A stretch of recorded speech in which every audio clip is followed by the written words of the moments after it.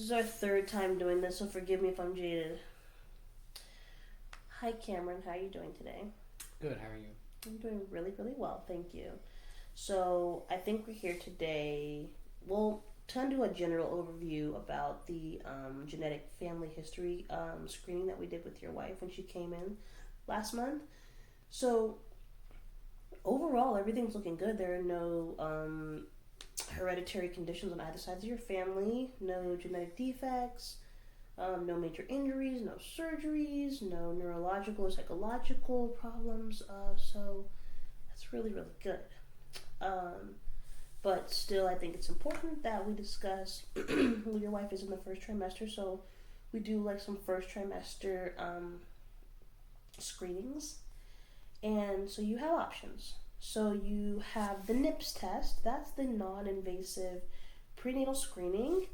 That's a blood test, and it screens for chromosomal abnormalities such as trisomies, like 18, 13, or 21.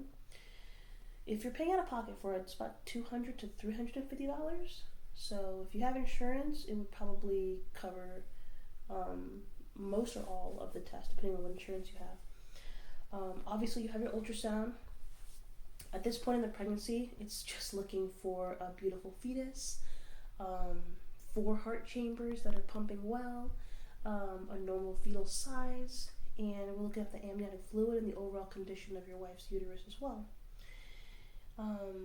There's cell-free DNA testing, which is like a blood draw that looks at the placental blood in your wife's bloodstream.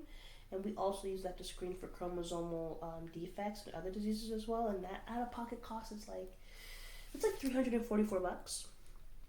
Again, if insurance is covering, it'll pay for most or all of it. And then there's the carrier screening. That's a blood test. That's something that I like to do routinely. That's kind of like the first thing we do with the initial exam, but we didn't get a chance to do it last time, so we'll get a chance to do it next time you and your wife come in for your prenatal. And that's just gonna look at a vast array of different things that your wife could have or the baby could have. So I know you mentioned your wife was deaf. Well, we know your wife is deaf, obviously, but she also mentioned that her grandfather is deaf too. Yes. So deafness kind of manifests in different ways depending on how it passes down the family. So she told me she doesn't know her carrier status of deafness. So with this carrier screening, I believe we can figure out if it's autosomal dominant or autosomal recessive, or if it's X-linked. Because her grandfather had it, it very well could be X-linked. So we'll figure that out, and then we can also figure out the risks of your baby also having deafness or hard of hearing. Since you are not a carrier, the risk is actually pretty low. So we can figure all that out once we get that test done. There are also more comprehensive tests too. There's amniocentesis, chorionic villus testing. So you tell me, which one do you think you would want to do? I think the NIPS test will benefit us the best. NIPS test sounds really, really good. Okay, so we've done the NIPS test. We're back for the next appointment. So Cameron, we got the results back from the NIPS, and what it showed was, it showed a positive, as a matter of fact. Positive for trisomy. Do you know what trisomy is? No. So trisomy is when there, instead of just 2 chromosomes for the baby, it actually shows 3, which is just an extra copy of, that's that tri part of an extra chromosome. So it depends on which extra copy of that chromosome is showing. That would tell us what type of trisomy it is. So there's 18, which is Down syndrome. There's 21, which is Edwards, and then there's 13, which is Patau's. Now NIPS is not accurate. It's not 100% accurate, right? There's false positives and there's false negatives. So though it's a positive, it does not mean it's 100% the condition of your baby. Okay. So what is important to do?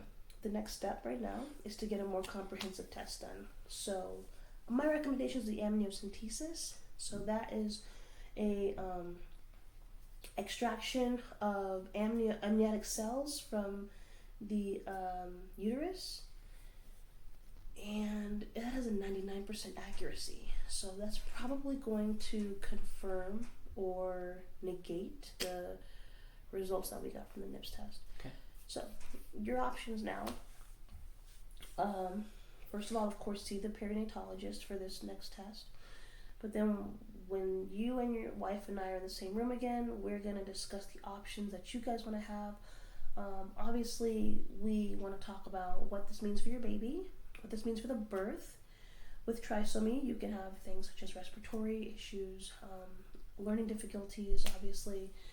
There are some developmental delays that could happen. So we want to resource and educate you guys the best that we can on what it's going to look like raising a baby with trisomy. And there are some people who may choose not to move forward with the pregnancy from these results, which is, well, it's just important that you guys know that I'm here to support you no matter what option you choose. I just want to make sure that you're resourced and educated and that we're collaborating with the best of the best to make sure that the care that you are given is the same care that I would want to be given if it were my own family. Do you have any other questions for me? No, I think that covers all of them. Okay, so first step is the referral to the perinatologist, and then when you and your wife see me again in 4 or 5 weeks, you tell me what options you guys have chosen, and that is how we'll move forward with the resourcing and referring, okay? Sounds good. Thank you so much. You're very welcome, Cameron.